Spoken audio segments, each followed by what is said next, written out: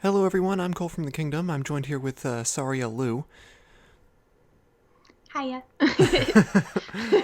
Thank you for joining me. Thank you for having me. So, let's start off. How did you first discover Dragon Age?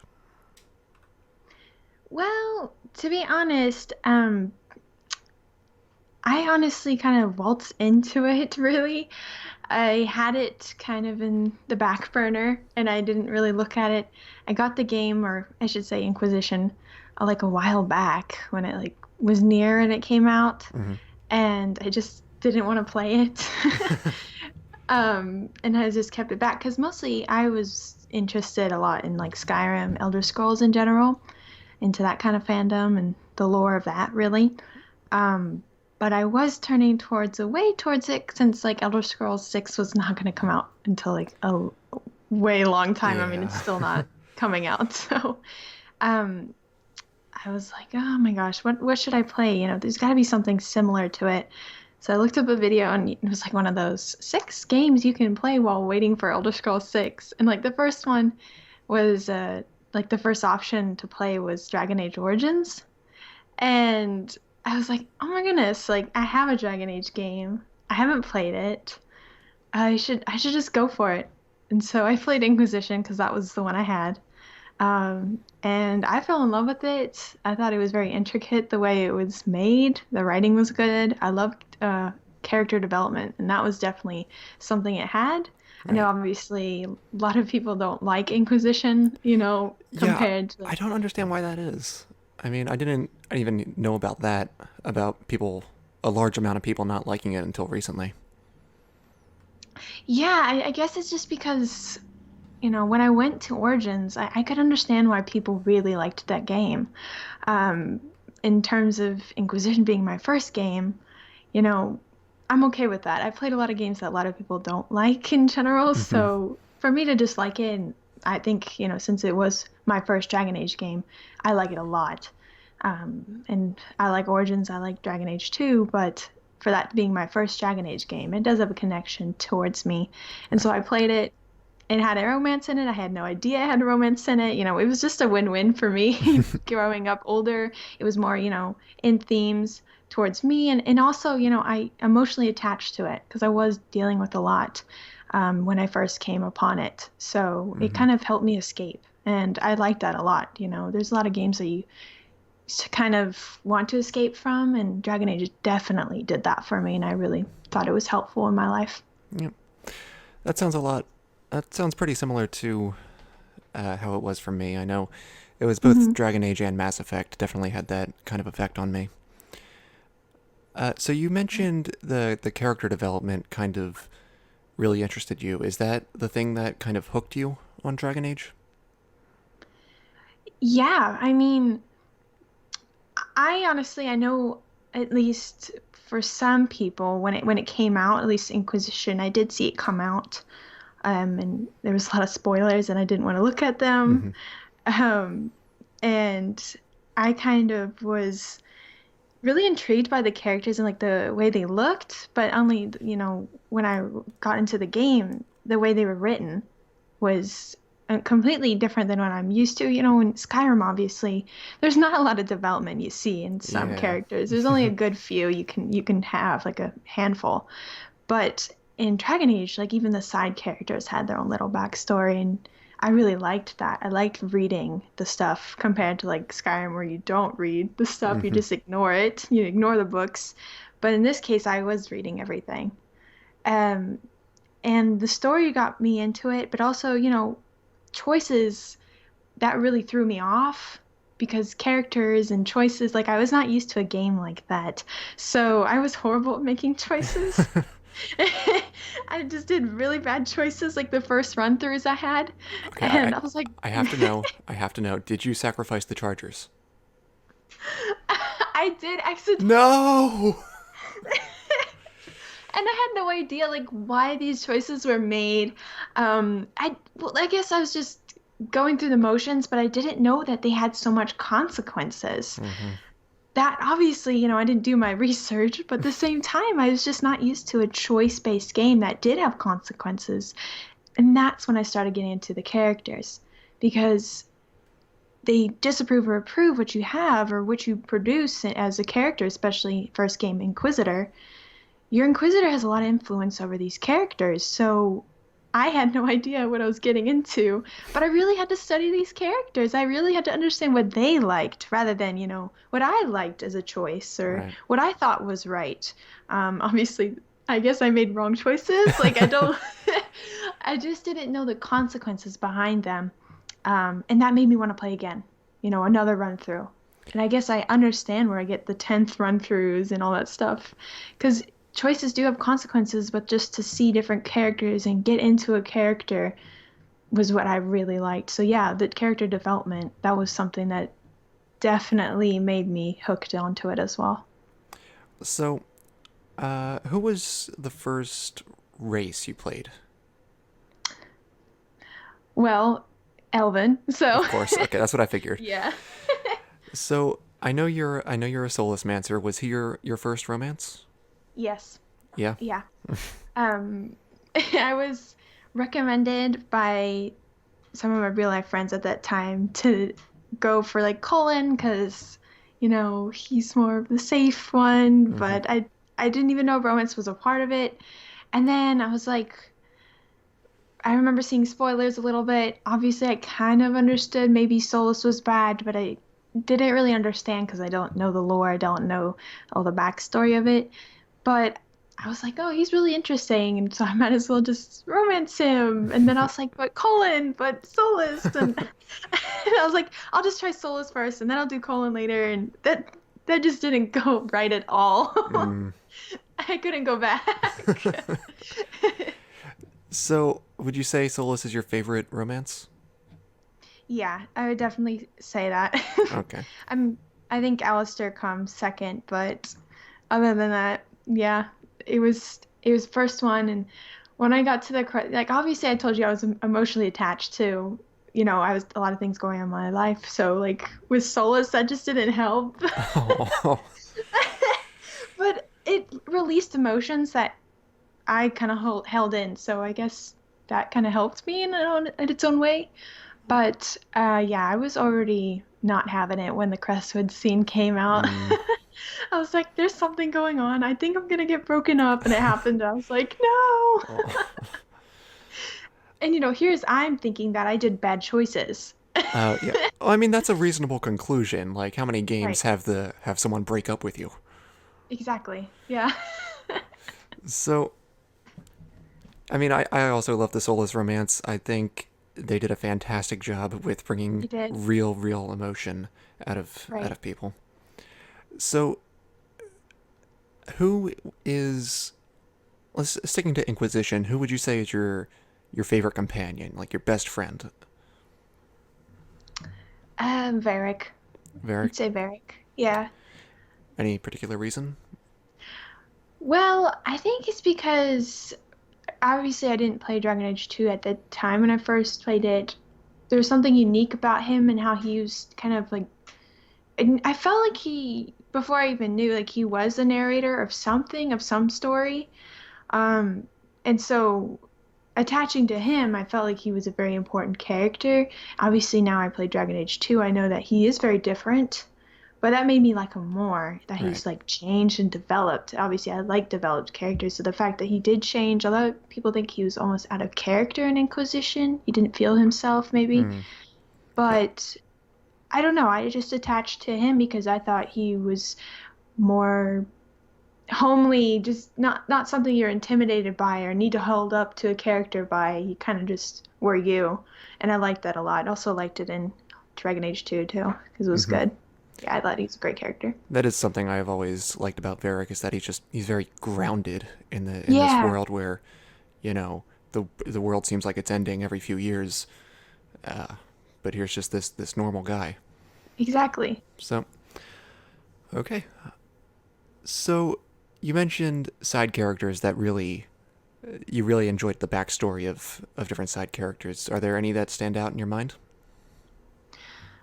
Well, I guess I did make a video on it. It was Charter Mm. because when I kind of went through the game, I didn't really realize about her as much. but she is considered as a side character really in Inquisition. Yeah. And when I kept playing, it really influenced the comics when I read them.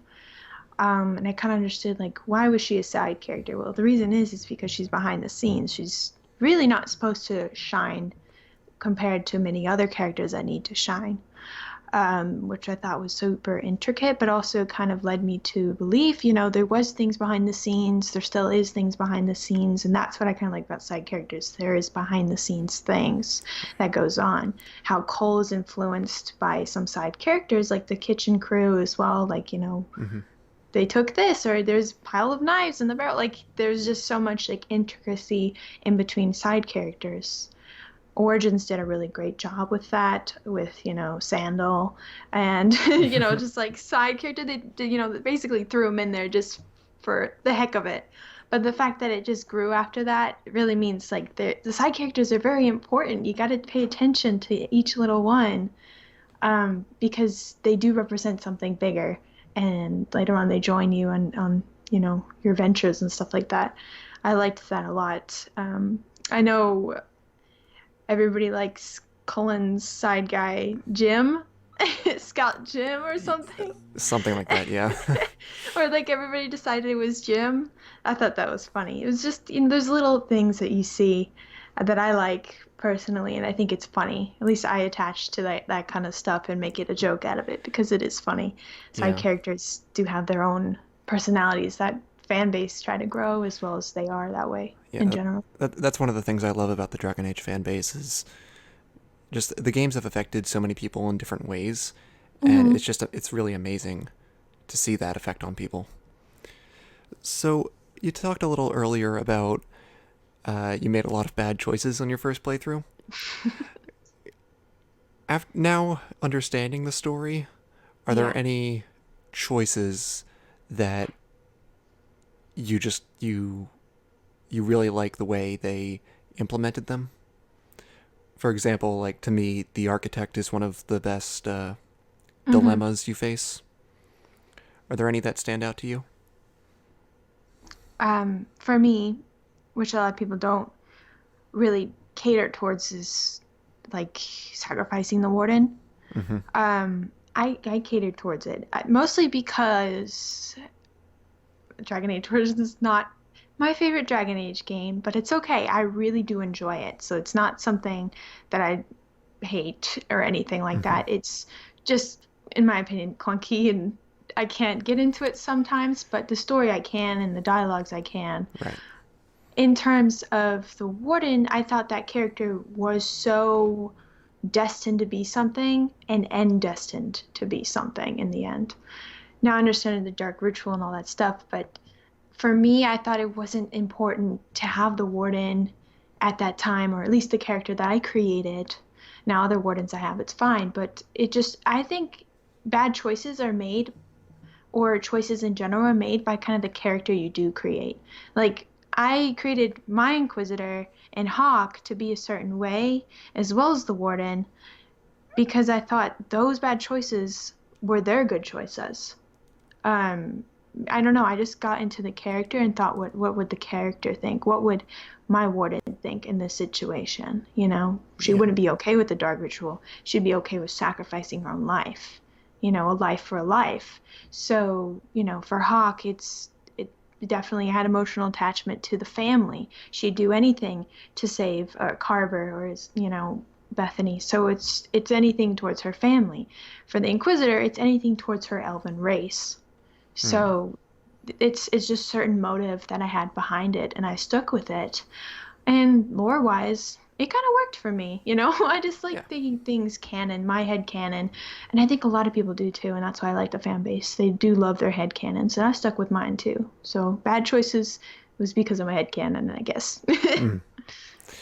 Well, you just said about Origins being kind of clunky. I know for me, gameplay is Yeah, gameplay. gameplay is has always been kind of a rough spot for Dragon Age. How do you feel about it in all the games? About gameplay. Yeah, I guess, to say the least, maybe I wasn't used to that type, But the fact that other people kind of agree with it kind of makes me like, okay, I'm not the only one wrong with the Hmm. thinking gameplay because I'm not the best person to play gameplay. I'm really in it for the stories. Yeah, me too. But yeah, so in terms of that, I think they could improve on it. I don't see why they couldn't. I mean, there's always something to strive for better. But yeah, I thought Origins really killed it with me with the gameplay. I couldn't stand it. I really couldn't stand it. I always took those mods where it was like what Escape the Fade or whatever the Deep Mm. Road Skip, or I would Oh, just yeah. take those because I just couldn't stand them. I couldn't stand the hours of gameplay that were not necessarily needed to be there. At I least can for me. I can almost kind of respect those two areas, the deep roads and the fade, because it's an ordeal. It's an ordeal True. that I hate going through, and so I feel like the warden hates going through it as well. And so Yeah, it's a weird kind of connection with the character that's for true. me. But yeah, I agree with you. So let's talk a little bit about your channel. When did you start making videos? When I first played Inquisition, and I did not post them on YouTube. They honestly they were badly made, but Hmm. I kind of kept them hidden away. I at that time I just felt like making videos. I liked to edit a lot of music back then, so editing videos wasn't too much of a hassle for me. I just wanted to spend some time doing stuff, and so I liked Dragon Age, so I made edits of Dragon Age and just kept going with it. Then I started posting things on just because I felt like I was like, why not? Just post them on there. They're mostly like meme edits, stupid edits, but Right. over time I kind of got more confident on just what I was making. Just recently I make lore videos, but back then I still do make stupid edits. Mostly because that's just where I started off with. Yeah. But I mean, it's fine. I kind of just make content for what resonates in me, what makes me feel okay with things. But eventually, I guess I'll get to the point where I'll make just more videos. I have no idea. But yeah, I make YouTube content, but I don't really think it's too much for me. I think it's just more of a hobby I like in doing. I like video editing a lot, so it's Yeah. fun. I really enjoy the way your videos are made. Um, Thanks. you're welcome. So, right now, is there a video that you're most proud of? Ooh. I am very hard on myself, and sometimes I get afraid. That's why I Hmm. really got afraid to really post videos because I didn't feel like I gave my 100%. I still feel that way. If I have Yeah. my heart, if I'm not 100% in it, like I won't do it or I'll half finish it and just leave it alone. Yeah. Because I really feel like people, or at least other people I hold accountable, which I know it's not the best way to do it, but I do hold people's opinions accountable for what I'm doing. If it's something that they're like, I'm like, yeah, I did feel that way. I know my mistakes more than anybody else, but I'll still make content in general. What I'm proud of, I guess, uh, Well, it's a good. let me put it this way: How is there a video that you really enjoyed making? I guess I do enjoy my Mythol series because I do work really hard on those. At least I try to. I like those. I just watched them recently. So, how do you come up with ideas for your videos? Um, I guess, it really comes from the idea when I just keep playing and I'm like, what if this happens? What if I just start sprouting theories? And I have to write them down because otherwise I'm gonna forget. But that's what got me into writing all these like stuff that I produce. And I was like, well, what if it's connected to this? And I just started doing more research. And obviously, when I met Jackdaw at the time, he was like, you need to make videos on this. Like, people would actually understand what you're going, like what you're under, like talking about. And I was like, you sure? And he gave me the confidence to kind of go out and do it. And so I made these videos hoping that, oh, I'll just produce like people bring their ideas with me and bring up discussion. And people actually really enjoyed it. They're like, I have no idea, these are really good theories. And I was like, okay, I'll keep going with it. But other than that, yeah, the ideas come from like in my head and then or I'll just watch part of a game or it just really I guess it's like for writers to, it's like the writer moment where they're like, hold on 1 second, and they have to like write it down. I feel like Yeah. that's what happens to me. I sprout these crazy ideas, and I'm like, yes, we have to stick to this. More research. Well, you clearly have done a lot of research for Dragon Age in general. Jack Dawes could not say enough nice things about you when I talked to him. Aw. Um, is there any piece of lore that hasn't really been explored yet that you really want to see? Mm. Ah, yeah, that's a good one. Titans, I guess. Yeah. I think there's so much plot holes with it. Um, I know we just got it started in Descent, but in general, it kind of rechanges history, as we saw in Virdathara with the Evaneris. That rechanges history with, Fen'Harel creating the Veil. So I think the Titans are another thing that we have to like look forward to. I don't think their mission or anything, what they're behind, because I mean they're the life source of everything Hmm. powerful.